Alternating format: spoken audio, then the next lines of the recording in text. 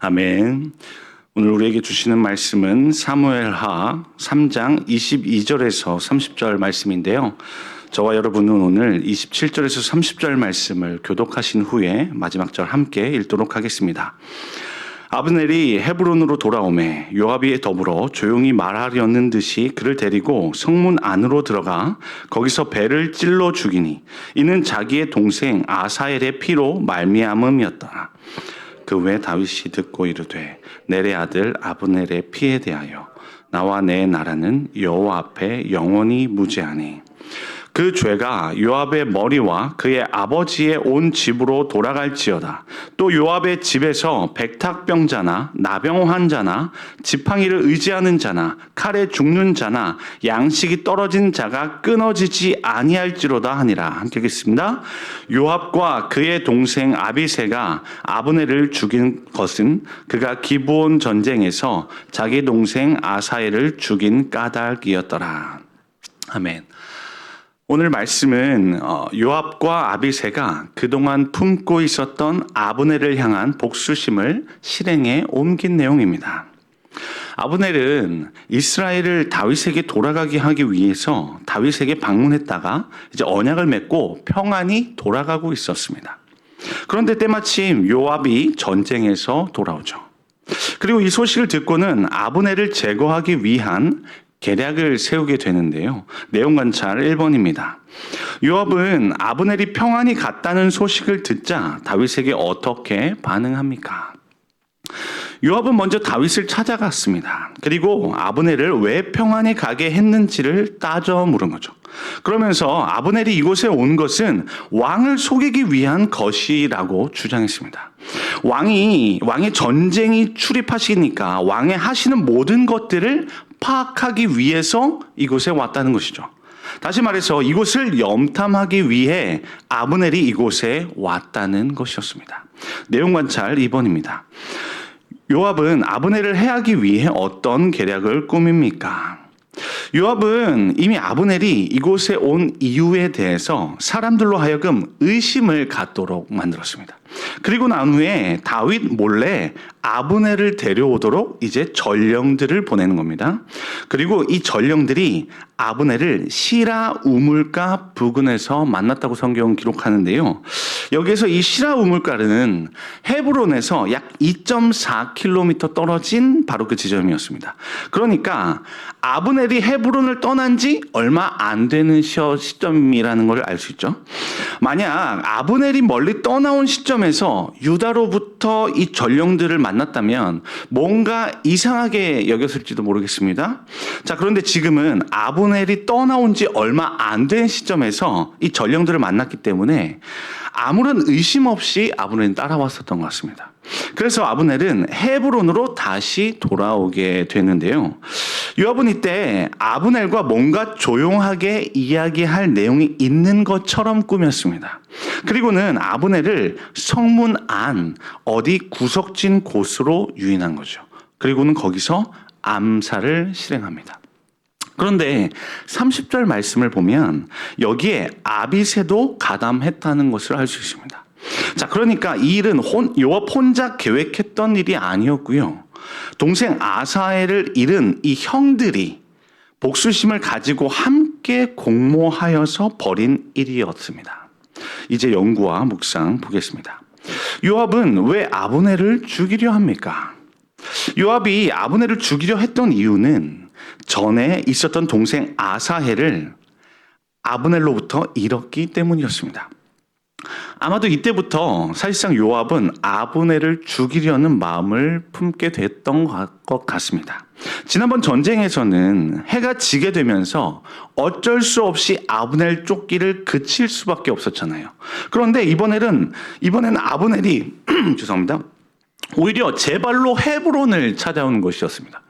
자, 그래서 요압은 이 기회를 절대 놓칠 수 없다고 생각하고는 아비새와 함께 치밀하게 계략을 짠 것이죠. 자, 그리고 적이 내 손 안에 들어왔을 때 이 아비새와 함께 암살을 하는데 성공을 하게 되는 겁니다. 이제 느낀 점을 보도록 하겠습니다. 자신의 복수를 위해 계략과 술수를 서슴지 않는 요압을 보며 무엇을 느낍니까? 저는 이 일을 보면서 이 죄악이라고 하는 것이 굉장히 교묘하다는 것을 느꼈습니다. 지금은 이 이스라엘이 유다와 통합할 수 있는 절호의 찬스이지 않았습니까? 자, 그런데 요압의 이런 개인적인 원한 때문에 유다가 이스라엘과 연합하는 것에 자칫 잘못하면 빨간불이 켜질 수 있었던 바로 그런 위험한 상황이 되어버린 거죠. 자, 이것을 보면서 죄악이라고 하는 것은 이토록 교묘하게 하나님의 뜻을 방해할 수 있는 위험 요인이 될 수 있구나 하는 것을 깨닫게 되었습니다. 자, 그러나 인간의 죄된 본성으로 아무리 이를 꾸미려고 해도 하나님의 주권은 끝내 승리하게 됨을 보게 되는데요.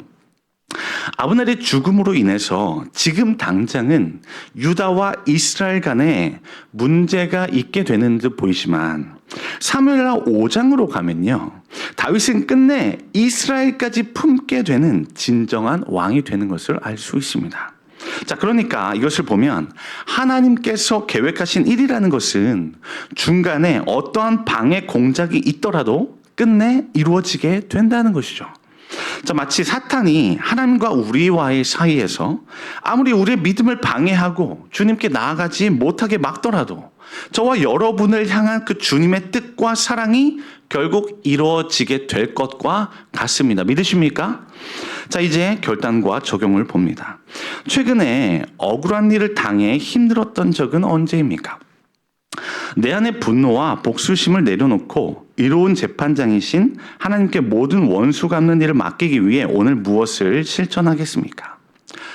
여러분, 내가 누군가로부터 억울한 일을 당했을 때 그 일로부터 함몰되지 않을 수 있는 방법은 그 사람은 이런 사람이야 라고 그 사람을 단정하지 않는 것입니다. 자, 그리고 그 사람을 판단하려 했던 것을 내려놔 보는 것이죠.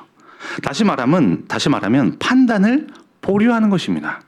자, 그 판단은 오직 재판장이신 하나님께서 하시도록 말입니다. 로마서 12장 19절은 이렇게 기록되어 있는데요. 제가 읽어드리도록 하겠습니다. 내 사랑하는 자들아, 너희가 친히 원수를 갚지 말고 진노하심에 맡기라. 기록되었을 때 원수 갚는 것이 내게 있으니 내가 갚으리라고 주께서 말씀하시니라.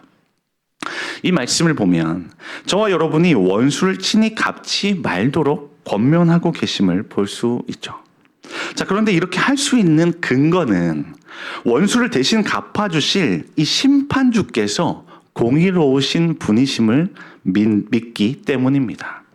그래서 저와 여러분은 이 변치 않으신 하나님을 믿고 기다려보는 것이죠. 공의로운 재판장께서는 모든 사람의 이 죄악들을 셈하고 계신다. 그분께서는 저와 여러분의 억울함 또한 알고 계신다. 그러므로 하나님의 때에 하나님의 방법으로 그들에게 갚아주실 것이다. 이 공의의 하나님을 믿고 기다려보는 것입니다. 마치 다윗이 사울 왕으로부터 목숨을 위협받는 억울한 일을 당했을 때 직접 복수하지 않고 하나님의 때를 기다렸던 것처럼 말입니다. 다윗은 오히려 사울 왕의 옷자락을 벤 것으로 말미암아 양심에 찔려 하지 않았습니까? 이것은 사울 왕을 향한 복수심에 갇혀서 자신을 감정에 식히는 대로 내어주지 않았음을 드러내는 것이죠. 오히려 다윗은 사울 왕을 가리켜 하나님께서 기름 부어 세우신 왕임을 말하면서 사울 왕을 지켜 세우는 모습을 볼 수 있지 않습니까? 이것은 바로 하나님의 주권을 인정하는 자가 보이는 행동이었습니다. 여러분, 오늘 하루를 살아가시면서 예상치 못한 억울한 일을 만나게 되었을 때 다윗처럼 하나님의 진노하심에 맡겨보는 것은 어떠하십니까? 내가 다른 사람에게 직접적으로 무언가 얘기하거나 또는 싸워야 이 일이 해결될 수 있다는 생각이 우리 안에 들지 않습니까? 그런데 그때도 이 생각조차 한번 내려놔 보시면 좋겠습니다. 그리고 그 순간 내가 직접 이야기하지 않고 하나님께 기도함으로 나아가 보는 것이죠. 하나님, 지금 이러한 억울한 일을 만났는데 하나님께서 이 일 가운데 친히 개입해 주셔서 이 일을 다스려 주십시오. 제가 다른 사람을 정죄하지 않을 수 있는 마음을 저에게 부어 주십시오. 그리고 그 사람 배후에서 역사하는 악의 세력의 관계를 꿰뚫어 볼 수 있는 눈을 열어 주십시오. 그래서 하나님이 내게 맡겨주신 이 사람들을 계속해서 사랑할 수 있도록 도와달라고 기도하면서요. 이런 억울한 일을 주님의 은혜로 넘어가 보실 수 있기를 바랍니다. 그럴 때 저와 여러분 가운데 더욱 하나님의 성품이 더딥혀지게 될 것입니다. 이런 환난과 고난을 통해서 더욱 정금과 같이 빚어져 가게 될 것입니다. 그래서 마침내는 하나님께서 원하시는 예수 그리스도를 닮은 모습으로 나아가게 될 줄로 믿습니다. 이런 은혜가 저와 여러분 가운데 넘칠 수 있기를 주님의 이름으로 축복합니다. 기도 제목 드리도록 하겠습니다. 원수를 친히 갚지 않고 진노하심에 맡길 수 있는 지혜를 주옵소서.